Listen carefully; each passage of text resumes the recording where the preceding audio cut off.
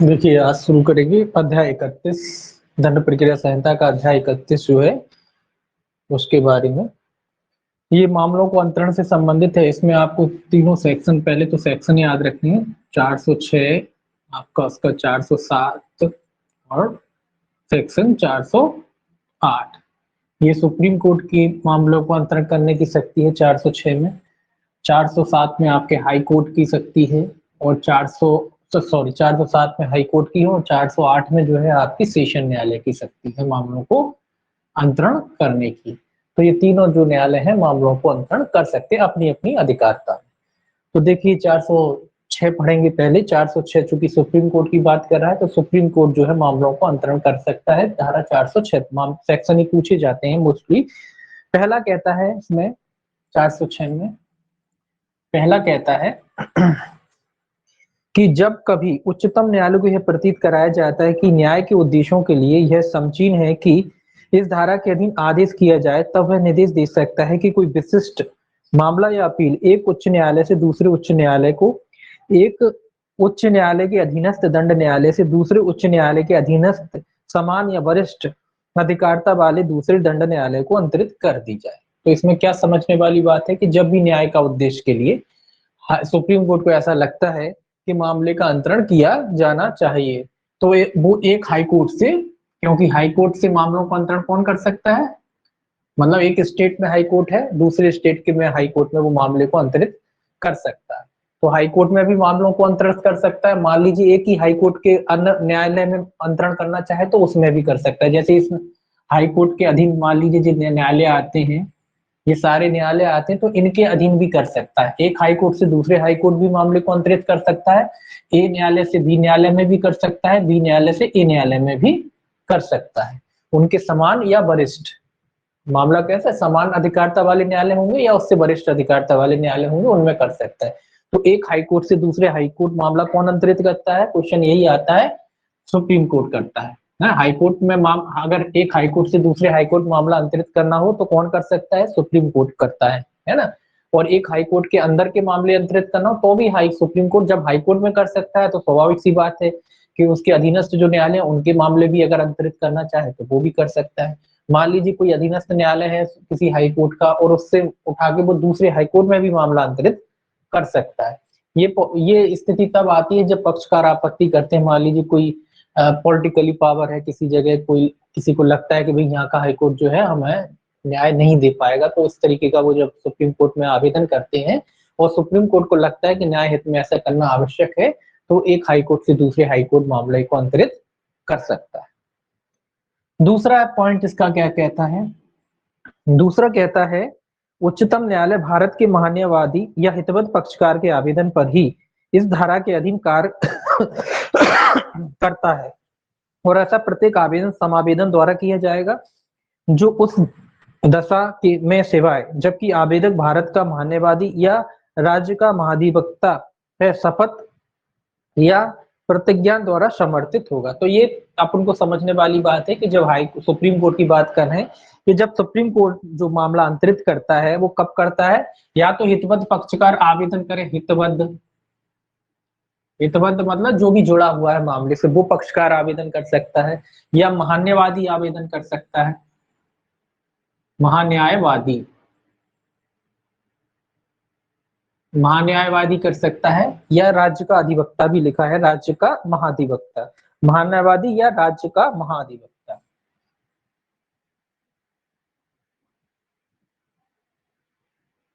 महाधिवक्ता महाधिवक्ता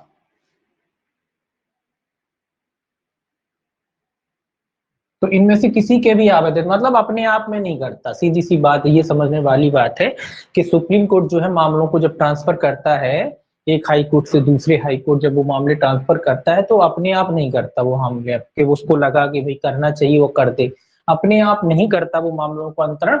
वो तभी करेगा जब आप उसमें आवेदन करेंगे, या फिर महान्यायवादी आवेदन कर सकता है। आप पीड़ित हैं, आप कर सकते हो, आपको लगता है कि भाई, उदाहरण के लिए मान लो आपको लगता है कि मध्य प्रदेश सरकार में बोले दबाव है हाईकोर्ट पे, हम नहीं चाहते, हमारा फैसला नहीं हो पाएगा, तो आप एक हाईकोर्ट से दूसरे हाईकोर्ट मामला अंतरित कराने के लिए आवेदन कर सकते हैं सुप्रीम कोर्ट में। और सुप्रीम कोर्ट को अगर ठीक लगता है तो किसी अन्य हाईकोर्ट में जो है मामले को अंतरित कर सकता है कब, जब उसे लगता हो कि मामले को अंतरित किया जाना ठीक है, और जो आपने तर्क दिए हैं उससे वो सहमत हो जाता है, तो वो मामले को अंतरित कर सकता है। या फिर मान्यवादी द्वारा किया जाए, या फिर राज्य का कोई महाधिवक्ता हो उसके द्वारा आवेदन किया जाए, तो इस तरीके से वो क्या कर सकता है, मामले को ट्रांसफर कर सकता है। तो इसमें आवेदन करना पड़ेगा आपको, और आप आवेदन कैसे करें, समावेदन के रूप में, एक एप्लीकेशन के रूप में, साधारण एप्लीकेशन के रूप में, मेमोरेंडम जो होता है उस तरीके से जो है आवेदन किया जाता है, जिस तरीके से, उस तरीके से जो है आप क्या करेंगे, सुप्रीम कोर्ट में आवेदन करेंगे। और साथ में शपथ पत्र द्वारा प्रतिज्ञान या समर्थित होगा, साथ में आप शपथ पत्र वगैरह जो लगते हैं उसके हिसाब से क्या करना पड़ेगा, आवेदन करना पड़ेगा। तो एक रिक्वेस्ट टाइप की आपको करनी पड़ेगी। तीसरा कहता है, जहां इस धारा द्वारा प्रदत्त शक्तियों का प्रयोग करने के लिए कोई आवेदन खारिज कर दिया जाता है, वहां यदि उच्चतम न्यायालय की यह राय है कि आवेदन तुच्छ या तंग करने वाला था, तो वह आवेदक को आदेश दे सकता है कि वह 1,000 रुपए से अनधिक इतनी राशि जितनी वह न्यायालय उस मामले की परिस्थितियों में मुमकिन समझे, प्रतिकर के तौर पर उस व्यक्ति को जिससे आवेदन का विरोध किया था दे। तो यहाँ प्रतिकर की बात कह रहा है कि अगर हाई कोर्ट, सुप्रीम कोर्ट अगर चाहे, सुप्रीम कोर्ट ने अगर आपने आवेदन किया और सुप्रीम कोर्ट ने आपका आवेदन इस आधार पर जो है खारिज कर दिया कि आपने बेवजह आवेदन किया था, लोगों को परेशान करने के लिए किया था, और अगर वो चाहे, जरूरी नहीं कि वो लगाए, चाहे तो वो आप पे 1,000 रुपए का जुर्माना लगा सकता है। जुर्माना क्या लगा सकता है, 1,000 रुपए का जुर्माना लगा सकता है। ये भी याद करके रखना है कि अगर आपका आवेदन खारिज हो जाता है और अगर सुप्रीम कोर्ट को लगता है कि आपने तुच्छ या तंग करने वाला आवेदन किया था, बेवजह आवेदन किया था, कोई मतलब ही नहीं था आवेदन करने का, तो ऐसे में वो आप पे 1,000 रुपए का प्रतिकर लगा सकता है। और वो प्रतिकर किसको दिलाया जाएगा, जो विरोध कर रहा था मामले को अंतरण करने का। स्वाभाविक सी बात है, सेकंड पार्टी विरोध ही करेगी कि साहब मामले को अंतरण करने की कोई आवश्यकता नहीं।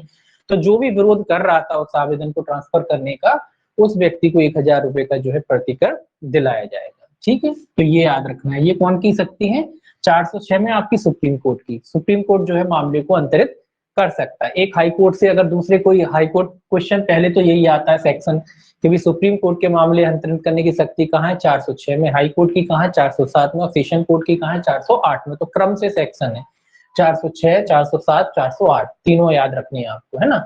अब क्वेश्चन, दूसरा क्वेश्चन ये बनता है कि एक हाई कोर्ट से दूसरे हाई कोर्ट मामले अंतरित करने की शक्ति किसे होती है। स्वाभाविक सी बात है, सुप्रीम कोर्ट को होती है, हाई कोर्ट तो नहीं कर सकता ना। एक हाई कोर्ट दूसरे हाई कोर्ट में मामला थोड़ी ना ट्रांसफर कर सकता है। अगर एक हाई कोर्ट से दूसरे हाई कोर्ट मामला ट्रांसफर करना है तो कौन करेगा, सुप्रीम कोर्ट करेगा। अब तीसरा क्वेश्चन ये बनता है कैसे कर सकता है, या तो हितबद्ध पक्षकार आवेदन करे, या मान्यवादी करे, या राज्य का महाधिवक्ता। चौथा क्वेश्चन ये बनता है कि अगर आवेदन तुच्छ और तंग करने वाला था तो कितना प्रतिकर सुप्रीम कोर्ट द्वारा लगाया जा सकता है, 1,000 रुपए का जो है प्रतिकर लगाया जा सकता है। तो इस तरीके के इसमें क्वेश्चन बनते हैं। ठीक, अब देखिए, अब आपका आ जाता है 407, ये आपका हाई कोर्ट की शक्ति। अब ये पुनः सुप्रीम कोर्ट देखा, अब हाई कोर्ट भी जो है मामलों को अंतरित कर सकता है। तो हाई कोर्ट कौन से मामले अंतरित करेगा, स्वाभाविक सी बात है, जो उसकी अधीनस्थता में आते हैं न्यायालय, उन मामलों को अंतरित कर सकता है। जो हाई कोर्ट की, जो मान लो एमपी का हाई कोर्ट है, यूपी का हाई कोर्ट, सब जगह के अपने अपने हाई कोर्ट होते हैं। तो हाई कोर्ट कौन से मामले अंतरित कर सकता है, उन न्यायालयों के मामले अंतरित कर सकता है जो उसके अधीनस्थ न्यायालय होते हैं। तो देखिए ये क्या कहता है, पहला कहता है इसमें कहता है, जब कभी उच्च न्यायालय को यह प्रतीत कराया जाता है कि पहला है, उसके अधीनस्थ किसी दंड न्यायालय ने रिजू और पक्षपात रहित जांच या विचारण ना हो सकेगा। तो मतलब आप हाई कोर्ट के संज्ञान में लाते हैं कि भैया जो आपके अधीनस्थ जो न्यायालय है उसमें जो है, जो रिजू और पक्षपात रहित जांच या विचारण नहीं हो पाएगा। मतलब जो निचला न्यायालय है उसमें पक्षपात होगा, हमें पूरा विश्वास है कि ये न्यायालय जो है हमारे साथ न्याय नहीं करेगा, और सही तरीके से जो है न्याय नहीं हो पाएगा, क्योंकि न्याय ही तो उद्देश्य होता है। तो ठीक तरीके से ये जो है न्याय का पालन नहीं करेगा, और हमें नहीं लगता कि इस न्यायालय से जो है हमें न्याय मिल पाएगा। इस तरीके का अगर अपने संभावना है तो हम क्या कर सकते हैं, हाई कोर्ट में आवेदन कर सकते हैं। दूसरा कहता है, किसी असाधारण कठिन विधि प्रश्न के उठने की संभावना है। इनको लगता है कि भाई कोई विधि का ऐसा कठिन प्रश्न है कि जो विधि का कोई कठिन प्रश्न उठ सकता है। पहले तो ये लग रहा है कि रिजू पक्षपात रहित विचारण नहीं हो सकता, पक्षपात, उनको लगता है कि जो न्यायालय है, निचला न्यायालय जो है वो पक्षपात करेगा। दूसरा, उनको लगता है कि विधि का कोई प्रश्न है, विधि का प्रश्न, उनको ऐसा लग रहा है कि विधि का कोई प्रश्न है और वो प्रश्न का निराकरण निचला न्यायालय नहीं कर सकता, इस तरीके का अगर लगता है। दूसरा, तीसरा है, इस धारा के अधीन आदेश इस संहिता के किसी उपबंध द्वारा अपेक्षित है या पक्षकारों या साक्षियों के लिए साधारण सुविधाप्रद होगा कि न्याय के उद्देश्यों के लिए समचीन है तब वह आदेश दे सकेगा कि।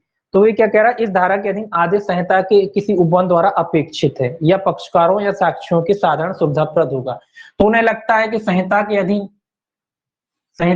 ऐसा आदेश दिया जाना चाहिए, संहिता के अधीन या पक्षकारों के अधीन या पक्षकारों के हित में है मामलों को अंतरण करना, अधीन या पक्षकारों के हित में है। तो दोनों वजह हो सकती है, पक्षकारों के हित में भी हो सकता है कि भाई मामला ट्रांसफर करने से पक्षकारों का ही हित होगा। क्या होता है, मान लो दोनों पक्षकार अलग ही जगह के हैं, बार बार आना जाना है, इस तरीके की भी दिक्कत है, तो उनको ट्रांसफर कराने के लिए आवेदन दे सकते हैं कि भाई पक्षकारों के हित में, या उसको लगता है कि भाई संहिता के अधीन मामले का अंतरण किया जाना चाहिए। इस तरीके के कोई प्रश्न है तो जो हाईकोर्ट है वो क्या आदेश दे सकता है। पहला है, किसी अपराध की जांच या विचारणा ऐसे किसी न्यायालय द्वारा किया जाए जो धारा 177 से 185 तक कि जिसके अंतर्गत ये दोनों धाराएं भी अधीन तो अहरित नहीं है, किंतु ऐसे अपराध की जांच या विचारण करने के लिए अन्यथा सक्षम है। तो कुल मिला के ये कह रहा है कि धारा 177 से 178 के अधीन जो न्यायाधीश आते हैं उनमें से किसी भी न्यायाधीश के समक्ष ये क्या कर सकता है, मामले को अंतरित कर सकता है। कुल मिला के ये कह रहा है कि कोई भी न्यायाधीश जो हाईकोर्ट के अधीनस्थ आते हैं और जो मामले का संज्ञान करने के लिए सक्षम है, संज्ञान करने के लिए क्या है, सक्षम हैं, तो उनमें से किसी भी न्यायालय में जो है हाईकोर्ट क्या कर सकता है, मामले को अंतरित कर सकता है। जरूरी नहीं कि उस न्यायालय के अधीनस्थ हो या उसके हो, लेकिन संज्ञान करने में सक्षम होना चाहिए। मामले का विचारण करने में अगर उनको लगता है कि कोई भी मजिस्ट्रेट हो जो उसको लगता है कि उस मामले का विचारण कर सकता है, तो कोई भी मजिस्ट्रेट जो संज्ञान करने के लिए सक्षम है, जो हाईकोर्ट की अधीनस्थता के अधीन आते हैं या हाईकोर्ट के नीचे आते हैं, तो उनमें से किसी भी जो है मजिस्ट्रेट को वो क्या कर सकता है, हाईकोर्ट मामला अंतरित कर सकता है। दूसरा क्या कहता है इसमें कि कोई विशिष्ट मामला या अपील मामलों या अपीलों का वर्ग उसके प्राधिकार के अधीनस्थ किसी दंड न्यायालय से ऐसे समान या वरिष्ठ अधिकारता वाले किसी अन्य दंड न्यायालय में अंतरित कर दिए जाए। दूसरा कह रहा है कि अगर उसे लगता है कि कोई समान अधिकारता वाला कोई दंड न्यायालय है या अपील न्यायालय है, दंड न्यायालय या अपील न्यायालय, दंड न्यायालय या फिर अपील न्यायालय है कोई समान अधिकारता वाला, तो इनमें उसको लगता है कि भी मामला अंतरित किया जा सकता है, तो उनमें भी वो क्या कर सकता है, मामले को अंतरित कर सकता है। अगला कहता है कोई विशिष्ट मामला सेशन न्यायालय को विचारण सुपुर्द कर दिया जाए, अथवा तो क्या रहा है, सेशन न्यायालय को अगर चाहता है कि भाई सेशन न्यायालय को अंतरित कर दिया जाए, तो सेशन न्यायालय को भी, मतलब सेशन न्यायालय क्या होता है, हर जिले में होता है। मान लो एक जिले का सेशन न्यायालय है, एक जिले के मामला उठा के दूसरे जिले के सेशन न्यायालय को दे दिया, तो इस तरीके से सेशन न्यायालय को अंतरित करना चाहे तो उसको भी कर सकता है। अगला कहता है कोई विशिष्ट मामला सेशन न्यायालय को विचारण सुपुर्द कर दिया जाए, अथवा ये सेशन का हो गया। आगे लिखा है दूसरा, तो ये इस तरीके से लिखा है कि ये क्या कर सकता है, एक कोई भी सक्षम अधिकारता वाला जो न्यायाधीश हो सकता है, भले ही वो अधीनस्थ हो, अधीनस्थ मतलब किसी अन्य न्यायालय, जिस न्यायालय का मामला अंतरित कर रहा है उसके अधीनस्थ हो, ऐसा कोई जरूरी नहीं है, कोई भी मजिस्ट्रेट हो सकता है जिसको वो मामला अंतरित कर सकता है, बस संज्ञान लेने के लिए सक्षम होना चाहिए। मान लीजिए इस सेशन न्यायालय का कोई अधीनस्थ न्यायालय था ए, तो जरूरी नहीं कि वो केवल इस न्यायालय का सेशन न्यायालय के अधीनस्थ अन्य कोई दूसरा न्यायालय को तो ही किया जाएगा। मान लो बी वाला सेशन न्यायालय है, ये बी सेशन है, ये भी सेशन न्यायालय है, तो ये इसकी अधिकारता में आता है और ये इसकी अधिकारता में आता है, तो ये मामले को उठा के ये बी सेशन न्यायालय की जो अधीनस्थता में आता है उस न्यायालय को भी अंतरित कर सकता है, तो इस तरीके से भी अंतरित कर सकता है। दंड न्यायालय कोई अन्य हो सकते हैं, समान अधिकारता वाले हो सकते हैं या अपील अधिकारता वाले हो सकते हैं, उनको भी अंतरित कर सकता है, या कोई अन्य सेशन यहाँ से उठा के यहाँ कर दिया, यहाँ से उठा के यहाँ कर दिया, तो ऐसे भी जो है मामले को अंतरित कर सकता है। तो किसी भी प्रकार से कुल मिला के जो है मामले को क्या कर सकता है, अंतरित कर सकता है सेशन और क्या आपका हाई कोर्ट। उसकी अधिकारता में जितने भी न्यायालय आते हैं उनमें से किसी भी न्यायालय में वो क्या कर सकता है, मामले को अंतरित कर सकता है। अब देखिए, अब आता है इसका दूसरा क्या कहता है, दूसरा कहता है जब उच्च न्यायालय निचले न्यायालय की रिपोर्ट पर या हितवत पक्षकारों के आवेदन पर या स्वप्रेरणा पर कार्रवाई कर सकता है। अब ये तुम निचले न्यायालय की बात कह रहे हैं कि जब मामला निचले न्यायालय द्वारा दिया जाता है तो उच्च न्यायालय निचले न्यायालय की रिपोर्ट पर या हितवत पक्षकार के आवेदन पर या स्वप्रेरणा पर कार्रवाई कर सकता है। तो ये कैसे कार्रवाई करेगा, या तो निचले न्यायालय ने जो हाईकोर्ट का जो निचला न्यायालय होता है उस वो रिपोर्ट करें निचले न्यायालय की रिपोर्ट पर, मतलब निचला ही न्यायालय आवेदन करता है हाईकोर्ट से कि भैया इस मामले को जो है ट्रांसफर कर दिया जाए, है ना, कोई वजह हो सकती है, वो कहता है कि भाई यहाँ से ट्रांसफर कर दिया जाए, इस पे कर सकता है। दूसरा हितबद्ध पक्षकार, हितबद्ध पक्षकार हो सकते हैं, जो भी हितबद्ध पक्षकार है वो भी आवेदन कर सकता है, उसको लगता है कि नहीं मामला ट्रांसफर कराना चाहिए तो वो भी आवेदन कर सकता है। तीसरा है आवेदन पर या स्वप्रेरणा से, ये थोड़ा अंतर आ गया है यहाँ, स्वप्रेरणा से। अब देखिए सुप्रीम कोर्ट और हाई कोर्ट में अंतर यही है बस, सुप्रीम कोर्ट अपनी मर्जी से नहीं कर रहा है, जबकि हाई कोर्ट जो है अपनी मर्जी से भी मामले को अंतरित कर सकता है। सुप्रीम कोर्ट कब कर रहा था, जब केवल आवेदन हो रहा था, या तो मान्यवादी आवेदन कर रहा था या फिर हितबद्ध पक्षकार कर रहा था। लेकिन यहाँ क्या हो रहा है, यहाँ न्यायालय स्वयं स्वप्रेरणा से भी मामले को अंतरित कर सकता है। निचला न्यायालय रिपोर्ट करता है उसके आधार पर भी कर सकता है, हितबद्ध पक्षकार आवेदन करता है उसके आधार पर भी कर सकता है, और उसको स्वयं को लगता है कि नहीं मामले को यहाँ जो है इसका ट्रायल नहीं होना चाहिए, किसी अन्य न्यायालय में इसका ट्रायल होना चाहिए, तो उस न्यायालय से उठा के मामला वो स्वयं ही क्या कर सकता है, ट्रांसफर कर सकता है। तो ये वाला अंतर आपको ध्यान रखना है हाई कोर्ट और सुप्रीम कोर्ट में। सेशन कोर्ट भी अपनी मर्जी से कर देता है, तो हाई कोर्ट जो है अपनी प्रेरणा से क्या कर सकता है, मामले को अंतरित कर सकता है। थोड़ा सा अंतर ये है, सुप्रीम कोर्ट अपनी प्रेरणा स्वप्रेरणा से नहीं करता, सुप्रीम कोर्ट तो कहता है आवेदन ले आओ तब करेंगे, अपनी मर्जी से वो नहीं कर रहा, लेकिन हाई कोर्ट जो है अपनी मर्जी से भी मामले को अंतरित कर सकता है। ठीक है, तो निचले न्यायालय की रिपोर्ट पर, अब निचले न्यायालय की रिपोर्ट पर क्या होता है कि मान ली आपने देखा होगा सुना होगा कि भाई कोई भी न्यायाधीश है अगर उस किसी मामले से अगर वो जुड़ा हुआ होता है, अगर वो प्रतिबद्ध होता है या उसका कोई लाभ होता है, तो वो उस मामले की पैरवी नहीं करता है ना, इसमें अपन भी पढ़ेंगे। तो इस अगर मान लीजिए ऐसा कोई मैटर है कोई जिसमें कोई न्यायाधीश है जो उस मामले से जुड़ा हुआ है, तो वो फिर ऐसे मैटर में वो हाई कोर्ट से अपील कर सकता है कि भैया इसमें मेरा थोड़ा हित है, इसीलिए न्याय हो सकता है कि न्याय विफल हो जाए, इसीलिए मामले को मेरे न्यायालय से किसी अन्य न्यायालय में ट्रांसफर कर दिया जाए, तो वो इस तरीके का आवेदन दे सकता है। तो न्यायालय कह सकता है कि हमारे यहाँ से ट्रांसफर कर दिया जाए। हो सकता है ना कोई मान लो कोई हमारा ही रिश्तेदार है, हम जज बन के बैठ गए और हमारे रिश्तेदार का कोई केस आ जाए, तो क्या हम लड़ेंगे, क्या हम सुनेंगे, क्या हम तो नहीं सुन सकते ना, न्याय विफल हो जाएगा। तो ऐसे कुछ मैटर होते हैं जहाँ न्यायालय से एक न्यायालय से दूसरे न्यायालय में मामला अंतरित कर दिया जाता है, तो वहाँ न्यायालय जो होता है वो भी आवेदन कर देता है हाईकोर्ट में कि साहब इसमें मेरा एतबार है। हाँ वो बात अलग है कि हाईकोर्ट अगर उसे परमिशन देता है कि भाई लड़ लीजिए कोई दिक्कत नहीं तो वो कर सकता है। लेकिन हाँ यहाँ ये कह रहा है कि अगर ये तो उदाहरण है, कोई और भी वजह हो सकती है, ऐसा नहीं केवल एक ही वजह, बहुत तमाम वजह होती हैं, तो उन तमाम वजह से हाईकोर्ट जो निचले न्यायालय है वो भी कह सकते हैं कि मामले को अंतरित किया जाए।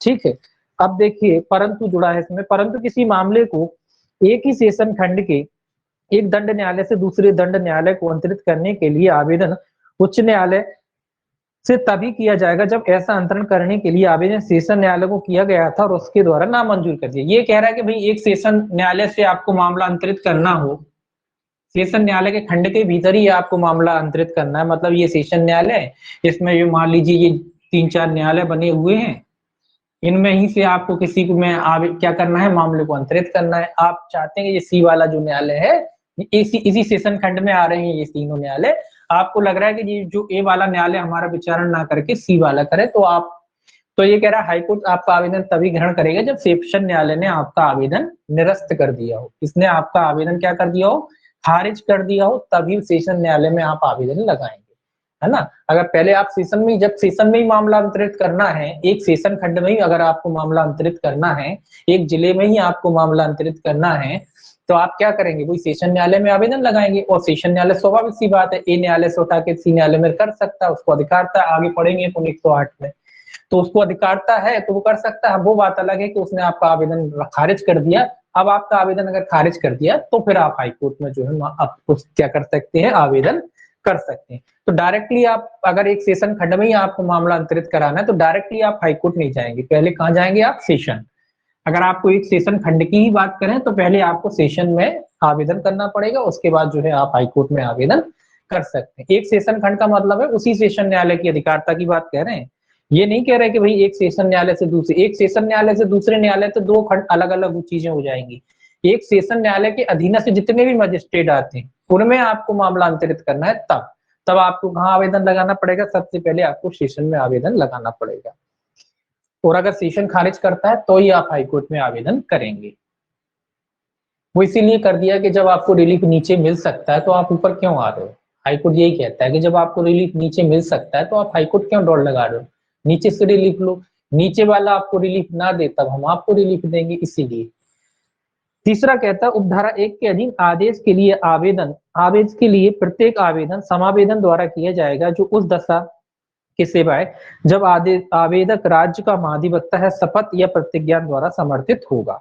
ये कह रहा है कि आवेदन इस जैसे वहां किया जाता था, यहाँ भी वो आवेदन समावेदन के रूप में किया जाएगा। कह रहा है उस दशा के सिवाय, मतलब महाधिवक्ता को छोड़कर अगर किसी अन्य व्यक्ति द्वारा की मानो हितवद पक्षकार करता है तो इसको शपथ पत्र के साथ जो है क्या करना पड़ेगा, आवेदन करना पड़ेगा। शपथ पत्र भी उसमें अपना पेश करना पड़ेगा कि भैया क्या वजह है, क्यों जो है मैं मामला अंतरित करना चाहता हूँ। तो शपथ पत्र उसके साथ क्या करना पड़ेगा, हितवत पक्षकार को जो है आवेदन करना पड़ेगा। महाधिवक्ता को छोड़कर, महाधिवक्ता है तो उसे शपथ पत्र की जरूरत नहीं होती, क्योंकि वो तो वैसे ही क्या होता है, सबसे बड़ा वकील है पूरे देश का। तो महाधिवक्ता होता उसके मामले में नहीं, बाकी कोई और भी जो है आवेदन अगर करता है, कोई भी हितवत पक्षकार है या कोई भी है, तो फिर वो जो है आवेदन की क्या की काय के साथ, शपथ पत्र के साथ उसको आवेदन करना पड़ता है। कुल मिला के एक नॉर्मल आदमी है, आप हैं, पक्षकार हैं, तो फिर आपको शपथ पत्र के साथ में जो है आवेदन करना पड़ेगा।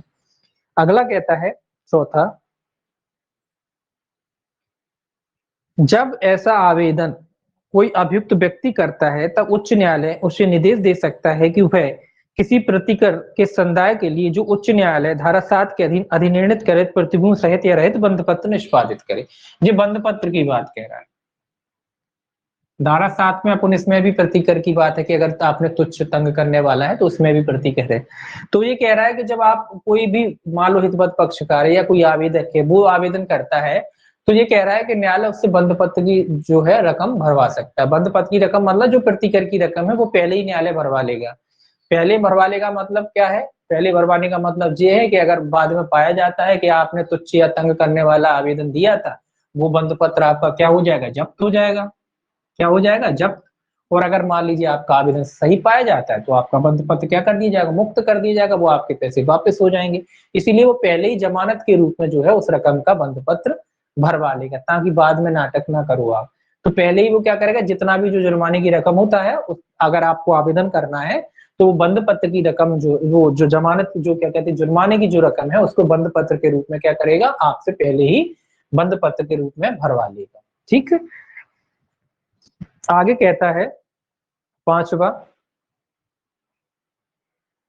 ऐसा आवेदन करने वाला प्रत्येक अभियुक्त व्यक्ति लोक अभियोजक को आवेदन की लिखित सूचना उन आधारों की प्रतिलिपि के सहित देगा जिन पर वह किया गया है, और आवेदन के गुणागुण पर तब तक कोई का आदेश न किया जाएगा जब तक ऐसी सूचना के दिए जाने और आवेदन के सुनवाई के बीच कम से कम 24 घंटे ना बीत जाए। तो ये कह रहा है कि जो आवेदन करता है उसकी ये जिम्मेदारी है कि वो जो भी आवेदन वो कर रहा है उसकी प्रतिलिपि वो किसको भेजे, लोक अभियोजक को भेजे। लोक अभियोजक किसकी जिम्मेदारी है, जो आवेदन कर रहा है उसकी जिम्मेदारी। मान लो मैं आवेदन कर रहा हूँ तो मेरी जिम्मेदारी है कि जो भी मैं आवेदन कर रहा हूँ उसकी एक फोटो कॉपी वगैरह है, कुल मिलाकर लोक अभियोजक को उस मामले से अवगत करा दूं कि भैया हम जो है मामला अंतरित कराने के लिए जा रहे हैं, और इसमें कम से कम 24 घंटे का समय ना बीत गया। ये भी कह रहा है कितना समय, 24 घंटे का इसको टाइम भी देना है। इसीलिए टाइम देना है कि अगर इनको आपत्ति होगी तो ये भी तो आपत्ति दर्ज कराएंगे कि मामला अंतरित नहीं किया जाए। तो लोक अभियोजक अपनी आपत्ति दर्ज करा ले, 24 घंटे का टाइम है उसके भीतर। उसको अगर उसको लगता है कि भी आपत्ति दर्ज करानी चाहिए तो 24 घंटे के भीतर वो अपनी आपत्ति दर्ज करा सकता है। तो उसको सुन लिया जाएगा, अगर लगेगा ठीक है मामला अंतरित करा जाना चाहिए तो कर दिया जाएगा, लगता है नहीं करा जाना चाहिए लोक अभियोजक को सुनने के बाद तो नहीं करा जाएगा। तो कुल मिलाकर 24 घंटे पूर्व आपको जो है लोक अभियोजक को जो है सूचना देनी पड़ेगी आवेदन देने से पूर्व। आवेदन देने से पूर्व आपको लोक अभियोजक को सूचना देनी पड़ेगी, दस्तावेज वगैरह हैं जो होते हैं उनकी फोटो कॉपी देना पड़ेगी कि हम मामले को जो है अंतरित कराना चाहते हैं। तो 24 घंटे पूर्व आपको क्या देना पड़ेगा, सूचना देना पड़ेगा। कहाँ शायद एक मिनट, कौन सा पांचवा था ये?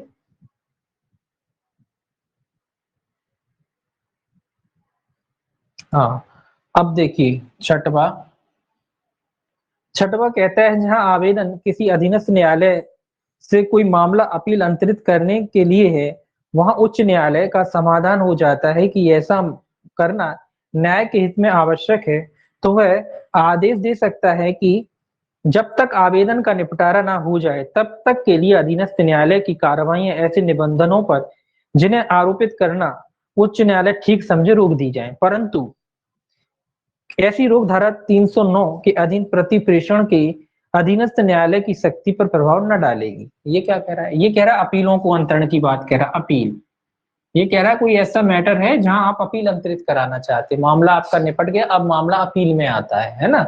अब जब मामला अपील न्यायालय में आता है तो आप चाहते हैं कि ये वाला जो अपील न्यायालय है ये हमारे मामले को ना सुने, और आप उस अपील को अंतरित कराना चाहते हैं। तो ऐसे मामले में ये कह रहा है कि जब ऐसे मामले में आप आवेदन करते हैं कि आप अपील को अंतरित कराना चाहते हैं, तो यहाँ जो हाई कोर्ट है साथ ही साथ जब आप आपका मामला अंतरित करते हैं तो हाई कोर्ट ये आदेश पारित कर सकता है कि वो अपील की सुनवाई कब तक के लिए रोक दी जाए, जब तक कि हाई कोर्ट इस बात का निराकरण नहीं कर लेता कि मामले को अंतरित करना है या नहीं करना है ना। इस बात का पहले हाई कोर्ट निराकरण करेगा ना कि मामला अंतरित करना चाहिए, अपील ये जो मामला है उसको अंतरित करना चाहिए या नहीं करना चाहिए।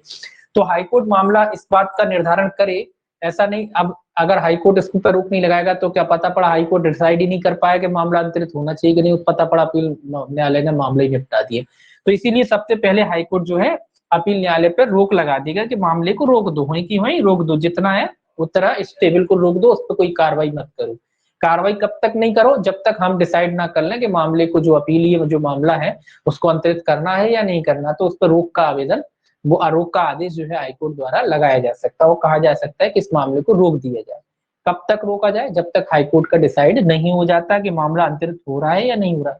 जो ही दोनों में से कोई भी बात होगी, या तो अंतरित करेगा या ना करेगा, तो जो भी डिसाइड हो उसके बाद जैसा आदेश करेगा हाईकोर्ट वैसे अपील न्यायालय करेगा। अगर मामला अंतरित करता है तो फाइलें उठा के हाईकोर्ट चली जाएगी, या मान लीजिए किसी अन्य न्यायालय में भेजता है तो वहां चली जाएगी। ठीक है। अगला कहता है परंतु लिखा है, परंतु ऐसी रोक धारा 309 के अधीन प्रतिपेषण अधीनस्थ न्यायालय की शक्ति पर प्रभाव नहीं डालेगी।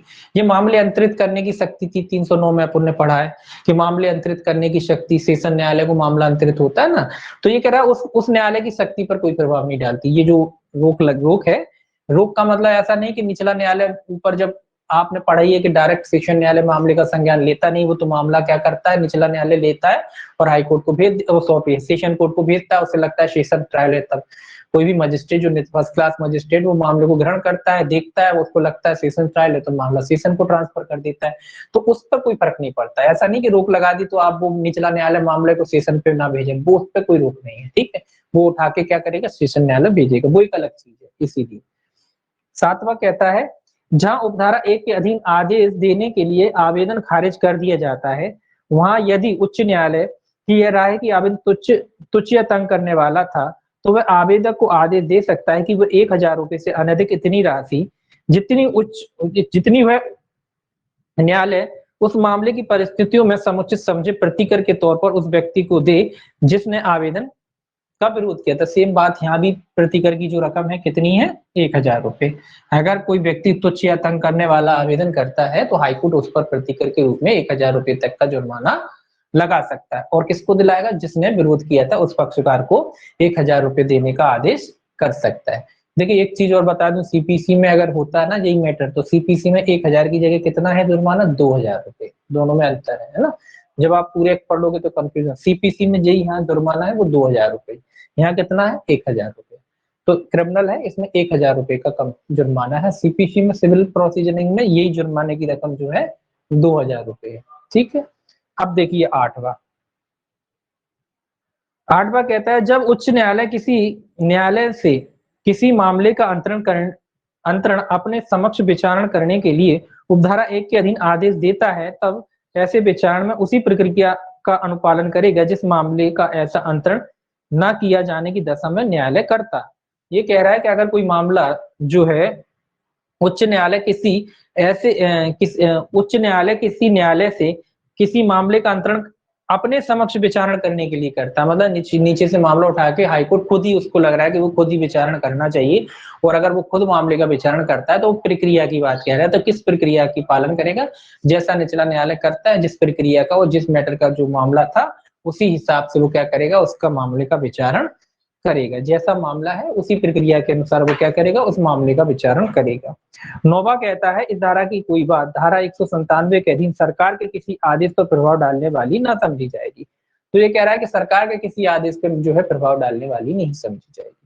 सरकार भी जो है मामलों को अंतरित कर सकती है, तो उस पर प्रभाव डालने वाली ये धारा नहीं समझी जाएगी। सरकार चाहे तो वो भी कर सकती है, एक स्टेट से दूसरे स्टेट में जो है मामला, एक सेशन से दूसरे सेशन में, तो सरकार का जो फैसला होता है उस पर ये धारा जो है प्रभाव कोई नहीं डालती। ठीक है, अब देखिए आपका जो है 108 सेक्शन 108 जी आपका सेशन न्यायालय के बारे में बात करता है कि सेशन न्यायालय जो है ये कैसे मामले अंतरित करता है। देखिए ये कहता है, इसमें पहला क्लॉज, इसमें 3 ही क्लॉज है। पहला क्लॉज कहता है जब कभी सेशन न्यायाधीश को यह प्रतीत कराया जाता है कि न्याय के उद्देश्यों के लिए समीचीन है कि इस उपधारा के अधीन आदेश दिया जाए, तब वह आदेश दे सकता है कि कोई विशिष्ट मामला उसके सेशन खंड में एक दंड न्यायालय से दूसरे दंड न्यायालय अंतरित कर दिया जाए। ये भी वही बात है कि जब न्याय के हित में सेशन न्यायालय से कहा जाता है कि भाई ये मामला ट्रांसफर किया जाना चाहिए, तो वो अपने सेशन खंड के अंदर, अपने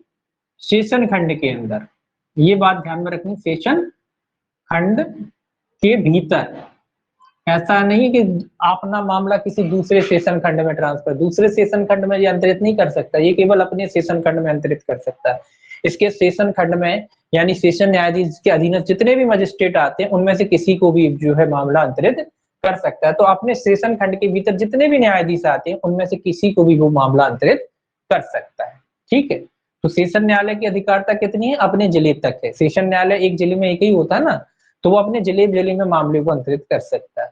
हाई कोर्ट जिले से बाहर भी कर सकता है, जिले के जिले में भी कर सकता है, और जो निचला न्यायालय उससे अपने पास भी जो है मामले को मंगा सकता है। ठीक है, और सुप्रीम कोर्ट पूरे देश में कर सकता है मामले को अंतरित। ठीक है, अब देखिए दूसरा कहता है सेशन न्यायाधीश निचले न्यायालय की रिपोर्ट पर या हितवत पक्षकार के आवेदन पर या स्वप्रेरणा, यहाँ भी सेम वही बात है, निचले न्यायालय के आवेदन पर कर सकता है, निचले न्यायालय के आवेदन पर कर सकता है, हितवत पक्षकार के आवेदन पर कर सकता है, हितवत पक्षकार, और स्वप्रेरणा से, अपने आप में स्वप्रेरणा से भी क्या कर सकता है, मामले को अंतरित कर सकता है। तो तीनों तरीके से ये भी करता है, हाईकोर्ट भी करता है। अब तीसरा कहता है इसका धारा 407 की उपधारा 3, 4, 5, 6, 7 और 9 के उपबंध इस धारा की उपधारा 1 के अधीन आदेश के लिए सेशन न्यायालय को आवेदन के संबंध में वैसे ही लागू होंगे जैसे भी धारा 407 की उपधारा 1 के अधीन आदेश के लिए उच्च न्यायालय के आवेदन के संबंध में लागू होते हैं, सिवाय इसके कि उस धारा की उपधारा 7 में इस प्रकार लागू होगी मानो उसमें आने वाला 1000 रुपए शब्द के स्थान पर 250 रुपए रख दिए गए। अब ये क्या कह रहा है, ये सिंपल सी बात कह रहा है कि जो हाईकोर्ट में जो रूलिंग थी मामलों को अंतरित करने की वो यहाँ भी लागू होगी। जैसे हाईकोर्ट अपन ने पढ़ा ना अभी इससे पहले, सेम टू सेम बातें जो है, जो उसकी प्रक्रिया है जो हाईकोर्ट में अपन अपनाते हैं, उसी प्रक्रिया को सेशन न्यायालय के मामले अंतरित करने में भी अपनाया जाएगा। कोई अलग से प्रक्रिया नहीं, जैसा सेशन न्यायालय में अपनाई जाती है सॉरी हाईकोर्ट में अपनाई जाती है प्रक्रिया, वैसी प्रक्रिया को जो है सेशन न्यायालय में भी फॉलो किया जाएगा। बस अंतर इतना है कि जहाँ सेशन जो हाईकोर्ट है वो 1000 रुपए का जुर्माना लगाता है, यहाँ जुर्माने की रकम जो है 1000 से घटकर कितनी हो जाएगी, 250 रुपए। अगर कोई व्यक्ति तुच्छ या तंग करने वाला कोई अपराध करता है तो यहाँ जो रुपए है 250 रुपए, तो यहाँ 250 रुपए का जो है जुर्माना लगा सकता है। कौन, सेशन न्यायालय। कब लगा सकता है, जब उसे लगता है कि मामला तुच्छ या तंग करने वाला था, उसने बेवजह से जो है मामले को अंतरित कराया है, तो जो भी व्यक्ति विरोध कर रहा था उसको जो है 250 रुपए का प्रतिकर दिलवाया जा सकता है। किसके द्वारा, जिसने आवेदन लगाया था उस व्यक्ति के द्वारा, तो न्यायालय उसको दिलवा सकता है। बस सेशन के मामले में बस इतना ही अंतर है, बाकी जो प्रोसीडिंग है वो ये सेम हाई कोर्ट की प्रोसीडिंग है जिस तरीके से, उस तरीके से यहाँ भी जो है मामले का मतलब यहाँ भी ये बॉन्ड भरवा लेगा, ये 250 रुपए का बॉन्ड भरवा लेगा। यहाँ भी जो है आवेदन इस तरीके से जैसे किए जाता है वैसे किए जाएगा। उसके बाद यहाँ भी ये क्या कर सकता है, एक अपने सेशन खंडों में जो है मामले को अंतरित कर सकता है, अपने पास खुद के पास भी बुला सकता है। तो इस तरीके की जो प्रक्रिया हाईकोर्ट में होती है वही यहाँ पे सेम टू सेम होगी, बस जुर्माना थोड़ा बदल जाएगा। यहाँ जुर्माना की रकम जो है 250 रुपए हो जाएगी। अब देखिए ये तो मामले अंतरित करने की हो गई है ना। अब इसके बाद 409 आता है सेशन न्यायाधीश द्वारा मामलों और अपीलों का वापस लिया जाना। ये अब वापस लेने की बात कह रहा है। अभी अंतरण की बात हो रही थी, अब वापस लेने की बात हो रही है। अभी अंतरण की बात हो रही थी एक न्यायालय से दूसरे न्यायालय, अब ये कह रहा है वापस लेना। वापस लेने का मतलब क्या है भाई? वापस लेने का मतलब ये है कि निचले न्यायालय में मामला चल रहा था, उसके बाद सेशन न्यायालय को लगता है कि भैया आप नहीं निपटाओगे, हमारे पास वापस भेजिए। अपने पास वापस लेके या तो खुद ही विचारण कर लेगा या किसी अन्य न्यायालय को दे देगा।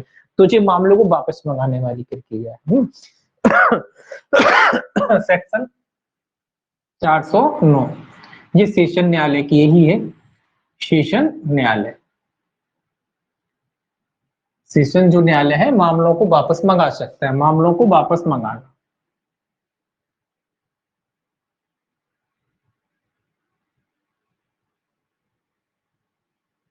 ठीक है, तो सेशन न्यायालय मामलों को वापस मंगा सकता है इस धारा के अधीन। ये क्या कहता है देखिए, इसमें पहला कहता है सेशन न्यायाधीश अपने अधीनस्थ किसी सहायक सेशन न्यायाधीश या मुख्य न्यायिक मजिस्ट्रेट कोई मामला या अपील वापस ले सकता है, या कोई मामला या अपील जिसे उसने उसके हवाले किया हो वापस मंगा सकता है। तो किस किस से मंगा सकता है? जिसको ये मामले इसने सौंपता है सेशन न्यायाधीश, किस किस को मामले सौंपता है इसमें लिखा भी है। सेशन न्यायालय अपने अधीनस्थ किसी सहायक सेशन न्यायाधीश, सहायक सेशन न्यायाधीश जिसको इसने मामला सौंपा था कि भैया आप इसका निराकरण करें, है ना, सहायक सेशन न्यायाधीश, मुख्य न्यायिक मजिस्ट्रेट, मुख्य न्यायिक मजिस्ट्रेट, इनको जो मामले इसने सौंपे थे पहले विचारण के लिए, सेशन न्यायालय ने जिन इन दोनों में से किसी भी न्यायालय को हो या लिखा है, या सहायक सेशन मुख्य न्यायिक मजिस्ट्रेट से कोई मामला या अपील, चाहे मामला हो चाहे अपील, ये जिसको सेशन न्यायालय ने पहले इनको सुपर्द किया गया था, सेशन न्यायालय द्वारा इनको मामला सौंपा गया था कि आप इसका निराकरण, क्योंकि मामले बांटता है ना सेशन न्यायाधीश ने, बांटे थे कि ये कौन सा मामला आप सुनोगे कौन सा सुनोगे। तो उन्हीं मामलों के बारे में बात कह रहा है जो सेशन न्यायालय ने खुद लिखकर ट्रांसफर किए थे। अब सेशन न्यायालय उन मामलों को क्या कर सकता है? वापस अपने पास मंगा सकता है। अगर उसे लगता है ठीक, तो उन मामलों को वो क्या कर सकता है? स्वयं अपने पास वापस मंगा सकता है। दूसरा कहता है, ये कौन से मामले जो सौंपे थे, अब सौंपे थे, अब कह रहा है कि पहले सौंप दिए, अब कह रहा है कि नहीं अब तुमसे नहीं करवाना, वापस मंगा सकता है। दूसरा कहता है अपर सेशन न्यायाधीश के समक्ष मामले का विचारण या अपील सुनवाई प्रारंभ होने से पूर्व किसी समय सेशन न्यायाधीश किसी मामले या अपील को जिसे उसने अपर सेशन न्यायाधीश के हवाले किया था वापस मंगा सके। अब एक शर्त भी आ गई थी भैया, अपर सेशन न्यायाधीश जो है, अपर की बात कह रहा है, सहायक की नहीं कह रहा है, अपर सेशन न्यायाधीश ये कह रहा है कि अपर सेशन न्यायाधीश से मामला कब वापस मंगा सकता है? ये कह रहा है जब उसने सुनवाई प्रारंभ ना की हो उससे पूर्व पूर्व मंगा सकता है। अगर एक बार अपर सेशन न्यायाधीश ने सुनवाई प्रारंभ कर दी तो सेशन न्यायाधीश फिर उससे वापस मामला नहीं मंगा सकता। कब मंगा सकता है? जब अपर सेशन न्यायाधीश ने जो है कार्रवाई प्रारंभ ना की हो, मतलब आपने केवल ट्रांसफर किया, उसने अभी तक उस पर कोई संज्ञान नहीं लिया है, तो आप उस समय तक मंगा सकते। क्योंकि अपर शब्द लगा ना, मैंने पहले ही कहा कि अपर और सेशन लगभग बराबर ही के होते हैं, थोड़ा सा अंतर होता है सीनियरिटी जूनियरिटी का, बाकी तो ये सेम ही होते हैं। थोड़ा ये सेशन बना दिया जाता है, होते तो एक ही, रैंक की बात कर रहा हूं मैं, रैंक एक ही होती दोनों की, है ना, रैंक दोनों की एक ही होती, इसीलिए। तो अपर सेशन न्यायाधीश से मामला तभी वापस मंगाया जा सकता है जब उसने सुनवाई प्रारंभ ना की हो। अगर एक बार उसने सुनवाई प्रारंभ कर दी तो फिर सेशन न्यायालय उससे वापस मामला नहीं मंगा सकता। ठीक है, ये केवल अपर के मामले में, इनसे तो कभी भी मंगा लेगा, इनसे तो बाद में अगर सुनवाई हो भी रही हो तो मंगा लेगा। लेकिन अपर के बारे में कह रहा है कि अपर सेशन न्यायाधीश से मामला तभी मंगा सकता है जब उसने सुनवाई प्रारंभ ना की हो। अगर सुनवाई प्रारंभ कर दी उसने एक बार तो फिर वापस नहीं मंगा सकता। तीसरा देखिए क्या कहता है, जहां सेशन न्यायाधीश कोई मामला या अपील उपधारा 1 या उपधारा 2 के अधीन वापस मंगाता है या वापस लेता है, वहां वह यथास्थिति या तो उस मामले का अपने अधीनस्थ के विचारण कर सकता है या उस अपील को स्वयं सुन सकता है या उसे विचारने या सुनवाई के लिए संहिता के उपबंधों के अनुसार दूसरे न्यायालयों के हवाले कर सकता है। ये तो आप जानते ही, जब मामला वापस बुलाया है तो क्या क्या कर सकता है वो, या तो स्वयं सुन सकता है, उसको लगता है कि मैं खुद ही देखूंगा इस मामले को, तो स्वयं विचारण कर सकता है, स्वयं उसका संज्ञान ले सकता है, या किसी अन्य न्यायालय को भेज सकता है, किसी अन्य न्यायालय को भी अगर उसको लगता है कि भैया तुमसे हटा के, मान लो इनसे मामला वापस मंगा लिया, सहायक सेशन न्यायाधीश से वापस मामला मंगा के अपर सेशन न्यायाधीश के हवाले कर दिया, तो ये भी कर सकता है, या मुख्य न्यायिक मजिस्ट्रेट के हवाले कर दिए तो ये भी कर सकता है, या तो स्वयं ही संज्ञान कर सकता है या किसी अन्य मजिस्ट्रेट के हवाले भी मामले को कर सकता है। तो जैसा वो उपयुक्त समझे वैसा वो आदेश पारित कर सकता है। तो ये वापस मामले कौन से हैं? जो उसने स्वयं उसको सौंपे थे। अब देखिए आपका आता है सेक्शन 410, इधर ही लिख लेते हैं सेक्शन 410।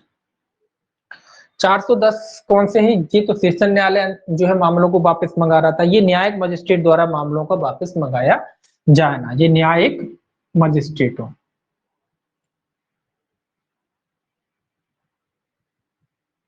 द्वारा मामले का वापस मंगाया जाना। तो न्यायालय का न्यायिक मजिस्ट्रेट से मामले वापस कौन मंगा सकता है? मुख्य न्यायिक मजिस्ट्रेट, सीजीएम मंगाएगा, क्योंकि सीजीएम ही मजिस्ट्रेटों का मजिस्ट्रेट होता है, पहले ही बताया। उनका बॉस कौन होता है? सीजीएम, तो सीजीएम ही वापस मंगा सकता है ये, क्योंकि मजिस्ट्रेटों को मामले अंतरित कौन करता है? सीजीएम ही करता है ना। मामले कौन अंतरित करता है मजिस्ट्रेटों को? सीजीएम करता है। जब अंतरित जो करता है तो वही तो वापस मंगाएगा, तो कौन मंगा सकता है? सीजीएम। देखिए पहला क्या कहता है,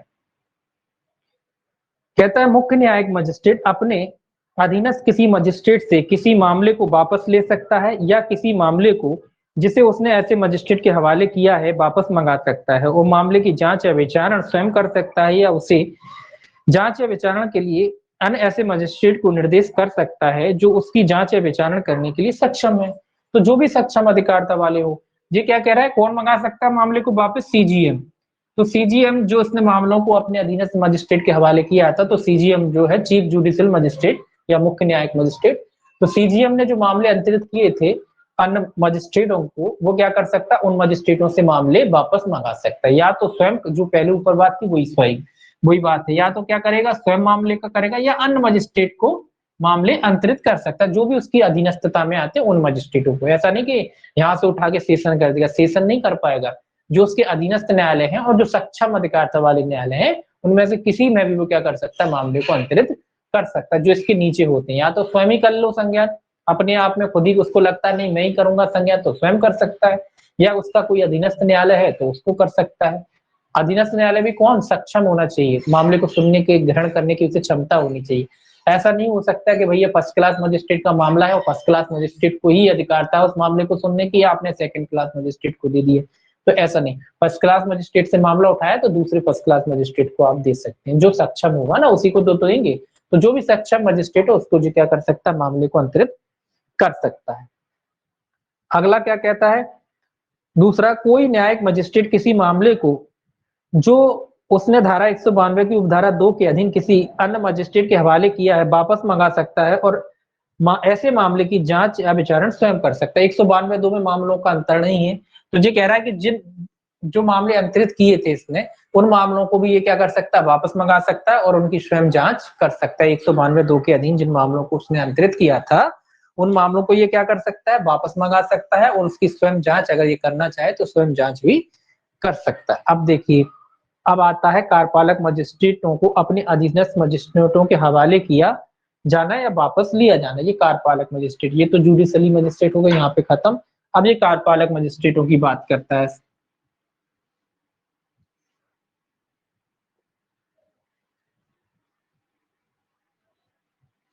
अब देखिए ये जो सेक्शन है आपका सेक्शन 411, 411 ही है सेक्शन 411।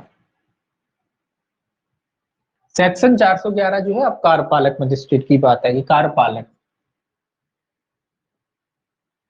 कलेक्टर वगैरह, एसडीएम वगैरह, तहसीलदार वगैरह, उनकी बात आ गई। ठीक है, तो उनके मामलों के अंतरण की बात कह रहा है कि मजिस्ट्रेट मामलों को अपने अधीनस्थ मजिस्ट्रेटों के हवाले किए जाना या वापस, दोनों बातें, या तो सौंप भी सकते हैं या वापस भी मंगा सकते, दोनों ही बातें हैं एक ही सेक्शन में। ये क्या कहता है?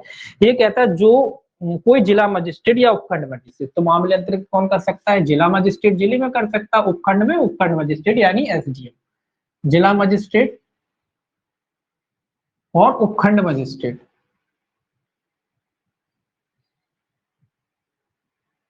यानी कौन कौन कर सकता है? कलेक्टर कर सकता है और उपखंड में उसका जो एसडीएम होता है, उपखंड मजिस्ट्रेट जिसे कहते हैं, वो मामले को क्या कर सकता है? अंतरित कर सकता है। कैसे कर सकता है? पहला है ए, इसमें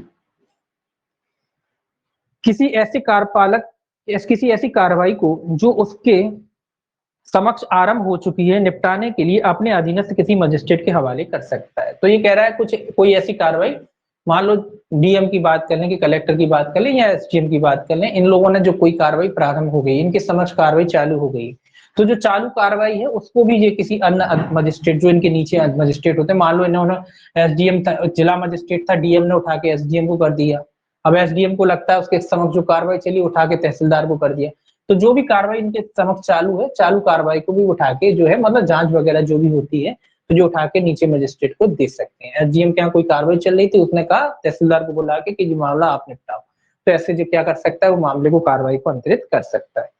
दूसरा कह रहा है अपने अधीनस्थ किसी मजिस्ट्रेट के किसी मामले का वापस ले सकता है या किसी मामले को अब जिससे उसने ऐसे मजिस्ट्रेट के हवाले किया है वापस मंगा सकता है और ऐसी कार्रवाई को स्वयं निपटा सकता है या उसे निपटाने के लिए किसी अन्य मजिस्ट्रेट को निर्देश कर सकता है। सेम वही बात है, बस ये कार्यपालक मजिस्ट्रेटों के बारे में कह रहा है।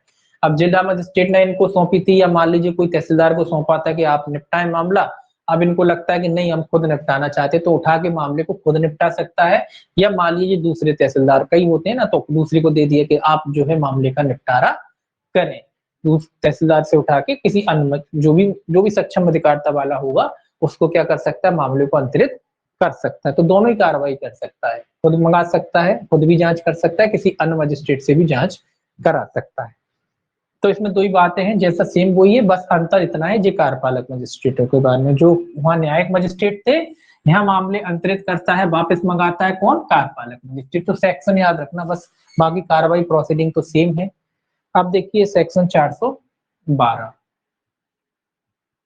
इस अध्याय का जो लास्ट है, ये कहता है कारणों का अभिलिखित किया जाना। तो देखिए अब मामला आप अंतरित करते हैं तो उसी के मामले में लिखा है धारा 408, 409, 410, 411 के अधीन 4 के अधीन आदेश करने वाले सेशन न्यायालय या मजिस्ट्रेट, मजिस्ट्रेट मतलब जो कार्यपालक मजिस्ट्रेट ऐसा आदेश करने के अपने कारणों को अभिलिखित करेगा। ये तो आप जानते हैं जब मामला अंतरित होता है तो ऊपर की जो भी धारा है जिनमें मामलों का अंतरण किया गया है या अपने पास बुलाया गया है, तो उस मामलों में आपको जो है क्या करना पड़ेगा, कारण लिखबद्ध करने पड़ेंगे कि किस वजह से जो है आपने मामले को अंतरण किया, कौन सी वजह है, क्या वजह है, ये अभी आपने सौंप दिया, अब आप वापस मंगा रहे हैं, तो आपको कुल मिला के जो है क्या करने पड़ेंगे, कारणों को लेखबद्ध करना पड़ेगा। तो ये इंपॉर्टेंट है, ये भी कि भाई कारण तो लिखने ही पड़ेंगे। ये तो आप जानते हैं कि भाई जब भी आप मामले को जो है वापस मंगाएंगे, स्वाभाविक सी बात है कि जो है आपको कारण लिखबद्ध करने पड़ेंगे।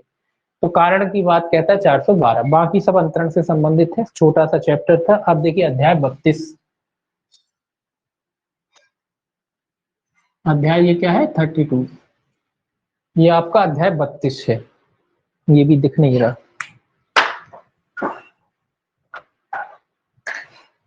देखिए ये क्या कहता है, ये 413 से है, ये दंडादेशों का निष्पादन, निलंबन, परिहार या लघुकरण। चैप्टर का नाम पूछा जाता है कि दंडादेशों के निलंबन, परिहार या लघुकरण से संबंधित अध्याय कौन सा है, अध्याय 32। तो चैप्टर का नाम भी याद रखेंगे आपके, अध्याय 32 काय से संबंधित है, ठीक है। इसमें पार्ट बना है, पहला जो पार्ट है ए, ये आपका मृत्यु दंडादेश से संबंधित है, मृत्यु दंडादेश। तो ए पार्ट जो है इसका ये मृत्यु दंडादेश के बारे में है सेक्शन जो है। अब देखिए सेक्शन जो है इसका 413, सेक्शन कौन सा है 413। 413 कहता है कि धारा 368 के अधीन दिए गए आदेश का निष्पादन, जो आपने पहले पढ़ा था 368, कि जब मृत्यु दंडादेश का आदेश दिया उसका निष्पादन, उसके बारे में कह रहा है जब मृत्यु दंडादेश की पुष्टि के लिए उच्च न्यायालय को प्रस्तुत किसी मामले में सेशन न्यायालय को उस उच्च न्यायालय द्वारा पुष्टि का आदेश या अन्य आदेश प्राप्त होता है, तो वह वारंट जारी करके या अन्य ऐसे कदम उठाकर जो आवश्यक हो उस आदेश को क्रियान्वित करेगा। तो ये निष्पादन की बात कह रहा है कि जब आप सेशन कोर्ट ने क्या किया, मृत्यु दंडादेश दिया, उसके बाद उसने क्या किया, मामले को सेशन न्यायालय के भेजा, काय के लिए, पुष्टि के लिए। आप जानते ही पढ़ा है आपने कभी, 366 के अधीन भेजता है मामले को, कहाँ किस धारा के तहत भेजता है, 366 के अधीन, और उसकी पुष्टि कहाँ होती है 368 में, उस निर्णय की पुष्टि कहाँ होती है 368 में। सेशन न्यायालय से 366 के अधीन मामले को भेजता है और जो हाईकोर्ट है उसकी पुष्टि 368 में करता है। तो उसी की बात कह रहा है कि जब हाईकोर्ट ने उसकी पुष्टि कर दी है, तो पुष्टि कर दी है, तो अब जो पुष्टि कर दी, हाईकोर्ट ने तो सजा दी नहीं है, हाईकोर्ट तो उसको जेल फांसी पे चढ़ाएगा नहीं, अब बात आ रही कि उसकी कैसे करेंगे, तो वारंट निष्पादित करके या अन्यथा, वारंट जारी करके करके या अन्यथा, जैसा भी वो उपयुक्त शब्द है, अन्यथा। जो कौन सा न्यायालय, सेशन न्यायालय। अब क्योंकि जो उसका प्रवर्तन किसको कराना है, सेशन को ही कराना है ना, तो सेशन न्यायालय को उसका प्रवर्तन कराना है, मतलब मृत्युदंड देना है। अब हाईकोर्ट की भी पुष्टि लग गई, मोहर लग गई है कि हाँ ठीक है, चढ़ा दो इसे फांसी पे। तो अब बात है कि दंडादेश को फांसी पे कैसे चढ़ाया जाएगा, तो फांसी पे चढ़ाने के लिए कैसे करा जाएगा, वारंट का निष्पादन करके, वारंट जारी करके। वारंट जारी करके मतलब भैया पहले बुलाएंगे, तो अगर मान लो जमानत पे है या मान लो बाहर है, तो वारंट तो जारी करना पड़ेगा ना, तो वारंट जारी करके उसे गिरफ्तार कराएंगे, गिरफ्तार करा के उसे फांसी पे चढ़ा देंगे, या अन्यथा कोई भी तरीका हो सकता है। तो उस तरीके से क्या किया जा सकता है, जैसा भी आवश्यक वो कदम उठाना चाहे उस तरीके से क्या किया जाएगा, उसका निष्पादन कराया जाएगा। काय का, आदेश का, जो आदेश दिया था उसका निष्पादन कराया जाएगा। निष्पादन का मतलब है फांसी पे दे दिया था, आप फांसी पे उसे चढ़ा दो। ठीक है, अब देखिए 414, ये कहता है उच्च न्यायालय द्वारा दिए गए मृत्यु दंडादेश का निष्पादन। अभी तो ये सेशन वाले न्यायालय का मृत्यु दंडादेश का निष्पादन है, ये सेशन का था। अब ये कह रहा है हाईकोर्ट ने अगर मृत्यु दंड दिया है, अब ये मृत्यु दंड हाईकोर्ट ने दिया है, तो इसका निष्पादन कैसे किया जाएगा। ये कह रहा है इसमें पहला पॉइंट कि जब हाईकोर्ट ने अगर मृत्यु दंडादेश दिया है, तो ये भी याद रखना कि निष्पादन कहाँ होता है मृत्यु दंडादेश का, हाई सेशन वाला 413 में, हाईकोर्ट वाला 414 में। हाईकोर्ट के जो मृत्यु दंडादेश का निष्पादन कहाँ होता है, 414 में। ये देखिए, ये कहता है जब अपील में या पुनरीक्षण में उच्च न्यायालय द्वारा मृत्यु दंडादेश किया जाता है, तब सेशन न्यायालय उच्च न्यायालय का आदेश प्राप्त होने पर वारंट जारी करके दंडादेश को क्रियान्वित कराएगा। तो ये कह रहा है कि जब हाईकोर्ट द्वारा भी दिया जाता है तो भी उसका निष्पादन सेशन न्यायालय द्वारा ही कराया जाएगा, सेशन न्यायालय द्वारा। अगर हाईकोर्ट द्वारा, ये कैसा मतलब, अपील और पुनरीक्षण की बात कह रहा है कि अपील और पुनरीक्षण में सेशन जो हाईकोर्ट ने है मृत्यु दंडादेश दे दिया, तो उसका निष्पादन भी जो है हाईकोर्ट द्वारा वारंट, वही वारंट वगैरह जारी करके क्या कराया जाएगा, उसका निष्पादन कराया जाएगा। तो ये भी याद रखें, उसका निष्पादन किसके द्वारा कराया जाएगा, उसका निष्पादन भी सेशन न्यायालय के द्वारा ही कराया जाएगा। जो हाईकोर्ट ने दंडादेश दिया है, कौन से कहाँ दिया है, अपील में दिया होगा या पुनरीक्षण में दिया होगा। तो अपील या पुनरीक्षण में ही जाते हैं मामले session court, sorry high court में। जब अपील पुनरीक्षण में जाते हैं, इन्होंने मृत्युदंड दे दिया, तो उसका निष्पादन भी किसके द्वारा कराया जाएगा, उसका निष्पादन भी सेशन न्यायालय द्वारा ही कराया जाएगा। सेशन न्यायालय द्वारा कैसे, वारंट जारी करके, जो ऊपर लिखा सेम वही यहाँ भी होगा, है ना।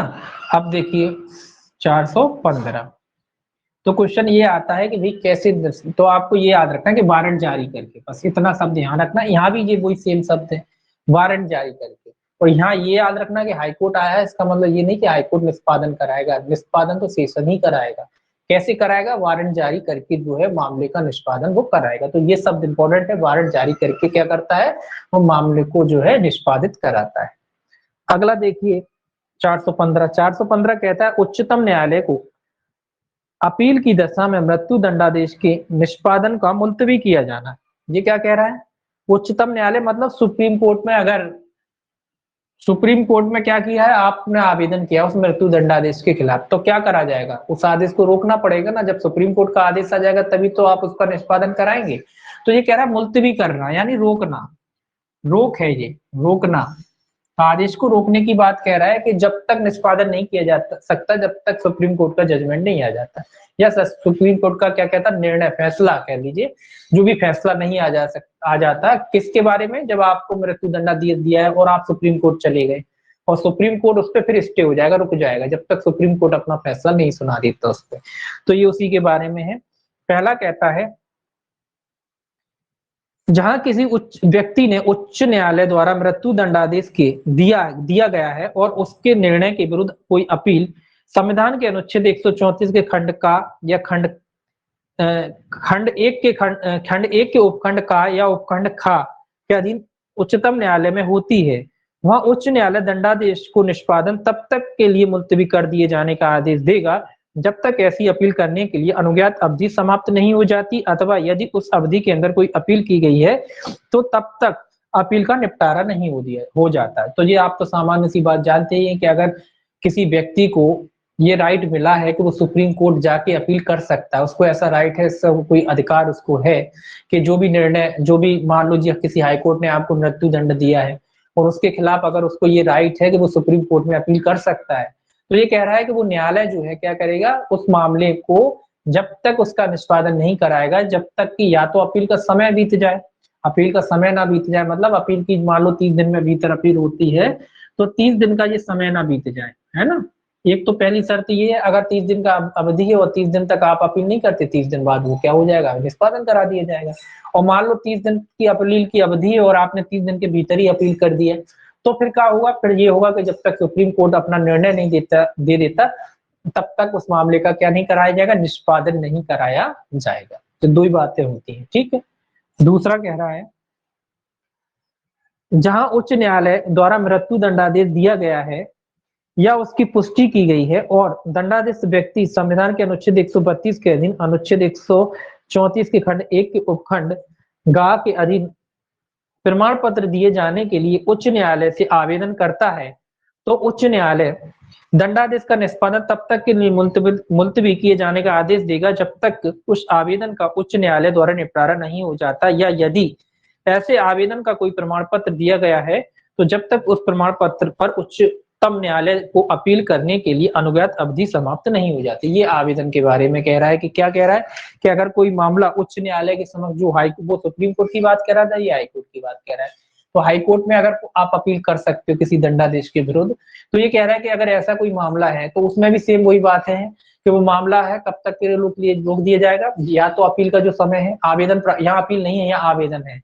क्या होता है, जब हाई कोर्ट में आपको अपील करना हो तो पहले वो एक प्रमाण पत्र देता है कि आप अपील कर सकते हो, तो उसकी बात कह रहा है। तो प्रमाण पत्र प्राप्त करने की जो अवधि है, प्रमाण पत्र के लिए आप आवेदन किया है, तो जब तक प्रमाण पत्र का निराकरण नहीं हो जाता, या उसने या तो उसने जो मतलब वो रोक, तब आपने आवेदन किया तो वो रोक इस बात पे लगा देगा कि जब तक वो इस बात का डिसाइड नहीं कर लेता हाई कोर्ट कि प्रमाण पत्र देना है या नहीं देना है, उसका निराकरण नहीं हो जाता और तब तक उस पर रोक लगा देगा। और मान लो निराकरण हो गया कि हाँ प्रमाण पत्र दिया जाना चाहिए, अगर ये निराकरण हो गया कि प्रमाण पत्र दिया जाना चाहिए, तो फिर उसका हल नहीं हो जाता। मतलब अगर आपको प्रमाण पत्र मिल गया, इसका मतलब ये है कि वो आपका ग्रहण कर रहा है अपील, अब वो आपकी अपील ग्रहण कर रहा है तो उसका निपटारा नहीं हो जाता, तब तक के लिए क्या कर दिया जाएगा, दंडादेश को रोक दिया जाएगा। तो दोनों ही बातों में, या तो पहले ये डिसाइड करने के लिए भी रोक दिया जाएगा कि प्रमाण पत्र दिया जा रहा है या नहीं दिया जा रहा है, और अगर दे दिया जाता है तो फिर उसका निराकरण होने के बाद ही जो है दंडादेश का निष्पादन किया जाएगा।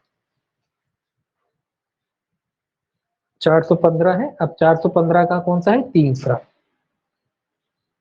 तीसरा कह रहा है, जहां उच्च न्यायालय द्वारा मृत्यु दंडादेश दिया गया है या उसकी पुष्टि की गई है और उच्च न्यायालय का यह समाधान हो जाता है कि दंडाधिष्ट व्यक्ति संविधान के अनुच्छेद 136 के अधीन अपील के लिए विशेष इजाजत दिए जाने के लिए उच्चतम न्यायालय में अर्जी पेश करना चाहता है, वहां उच्च न्यायालय दंडादेश का निष्पादन इतनी अवधि के लिए जितनी वह ऐसी अर्जी पेश करने के लिए पर्याप्त समझे मुलतवी किए जाने का आदेश देगा। ये 136 में आपने पढ़ा है, संविधान का अनुच्छेद 136, अनुच्छेद 136 में क्या है, विशेष जो है अपील वगैरह ग्रहण कर सकता है, सुप्रीम कोर्ट को पावर है कि विशेष मामलों में वो ग्रहण कर सकता है। तो उन्हीं मामलों के बारे में कह रहा है कि अगर कोई व्यक्ति 136 अनुच्छेद के अधीन सुप्रीम कोर्ट में कोई अपील दाखिल करना चाहता है, आवेदन करना चाहता है, तो निचले न्यायालय जो है उस मामले में वहां के लिए भी कार्रवाई को मुलतवी कर देगा, रोक देगा, जब तक कि वो समय, कितना समय, युक्त समय, जितना भी उपयुक्त समझता उतने समय के लिए वो क्या है, रोक देगा। अगर वो, अब आप कहोगे कैसे रोकेगा, पहले आवेदन निचले न्यायालय में लगाया जाएगा किसी हमारे दंडादेश को निष्पादन से रोक दिया जाए, क्योंकि हम अनुच्छेद 136 के तहत जो है आवेदन करना चाहते हैं। तो ऐसे में क्या है, न्यायालय जो है मामले को जो भी उपयुक्त समझता है, जितने भी समय के लिए उपयुक्त समझता है, जितना भी उपयुक्त टाइम होता है उतने समय के लिए जो है क्या करेगा, कार्रवाई को रोक देगा। अगर ऊपर ग्रहण हो जाता है सुप्रीम कोर्ट में, फिर तो वही नियम है, जब तक उसका निपटारा नहीं हो जाता तब तक दंडादेश निष्पादित नहीं हो सकता। ठीक है। अब देखिए 416 मोस्ट इंपॉर्टेंट है, काफी पूछा जाता है गर्भवती स्त्रियों के बारे में, सेक्शन 416, ये बहुत इंपॉर्टेंट है, पूछा जाता है, गर्भवती स्त्री को मृत्यु दंड का मुलतवी किया जाना, गर्भवती स्त्री को मृत्यु दंड का मुलतवी किया जाना।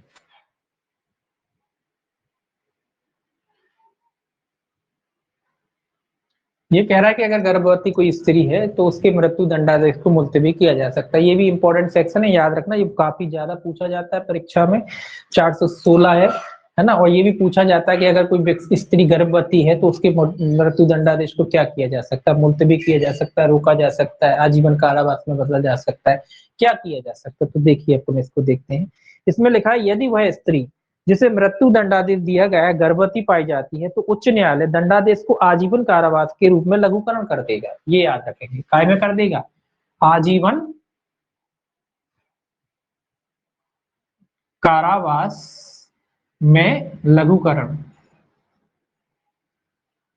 अगर मान लीजिए कोई स्त्री है, कोई महिला है जिसने कोई अपराध किया है और उस अपराध में उसको मृत्यु दंड की सजा हुई है, अगर वो स्त्री उस समय जब उसने अपराध किया था या उसका विचारण चल रहा है उस समय अगर वो स्त्री गर्भवती होती है, तो ये कह रहा है कि हाई कोर्ट के द्वारा, किसके द्वारा पाई जाती, तो उच्च न्यायालय किसके द्वारा कर दिया जाता है, हाई कोर्ट के द्वारा। ये भी याद रखें, हाई कोर्ट के द्वारा, किसके द्वारा लघुकृत कर दिया जाता है, हाई कोर्ट के द्वारा।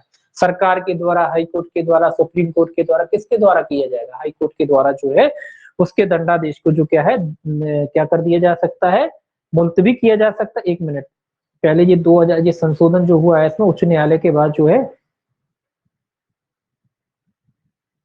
अच्छा ठीक है, मुलतवी पहले जो शब्द थे उसमें लिखा था दंडादेश का निष्पादन मुलतवी कर दिए जाने के लिए आदेश देगा, और यदि वह ठीक समझे शब्दों, और यदि वो ठीक समझे शब्द थे पहले, मतलब पहले एक तरीके से ये था कि हाईकोर्ट जो है अगर चाहे तो आजीवन कारावास में बदल सकता है। पहले ये था कि चाहे तो बदल सकता है, रोक सकता है, जब तक गर्भवती है उस समय तक के लिए रोक सकता है, और अगर चाहे तो हाई कोर्ट जो है आजीवन कारावास में बदल सकता है। ये पहले था, लेकिन अब मैंडेटरी कर दिया कि नहीं, अगर स्त्री गर्भवती है तो उसको आजीवन कारावास में बदलेगा।